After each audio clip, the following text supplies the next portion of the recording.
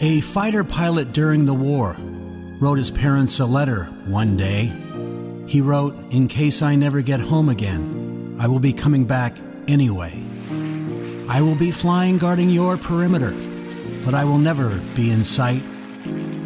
Fall asleep to the sound of my engines, because I'll always be flying at night." The day they received that letter was the day he was taken away. He died flying for America. He died serving the US of A. His memorial service was attended by the military and everyone that he ever knew. Everyone said that flying was just something he always had to do.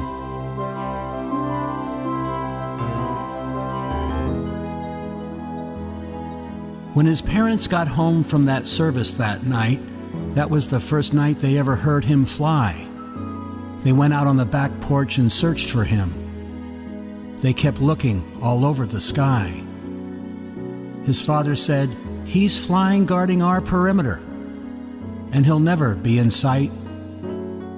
His mother said, "Let's go fall asleep to the sound of his engines, because he will always be flying at night." His parents never asked anyone if they heard anything. They figured it wasn't the right thing to do. They thought they were the only two that could hear him fly.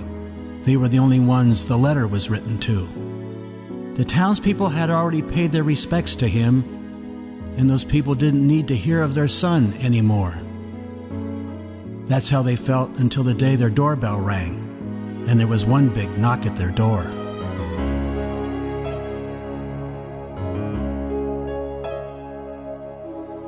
On the front porch stood their neighbors, and behind them most of the people of the town. All of their sons' friends were there, and from an airbase, a military man had flown down. Everyone just stared at the couple, wondering who would be the first to speak or even try. That's when a 4-year-old girl spoke first, by simply pointing straight up in the sky.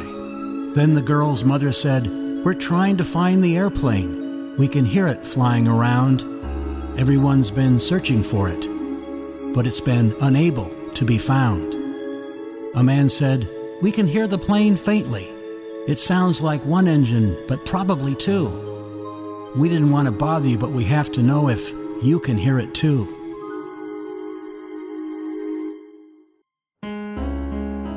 The airman said, "We have sent some of our pilots up there, and they say they haven't seen anything yet. But they say that something is up there. It feels like a friendly, the opposite of a threat." They have reported there is nothing on their radar and absolutely nothing in their sight. They say it's flying the perimeter of this town, and it only seems to be flying at night. The parents appeared to be so happy, and they brought out the letter that was the answer to be. Of all the people there that could have read it, of all those people, they picked me.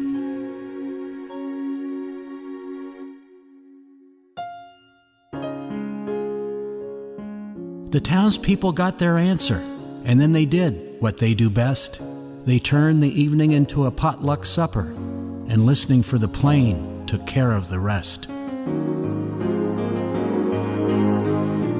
There is a sign when you enter our town now that has his picture and his name.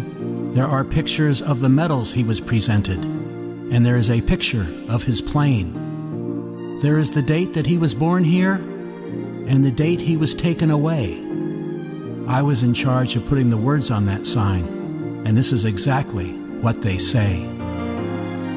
Our town has air cover because of our favorite son. He died flying for America, and then his current mission had begun.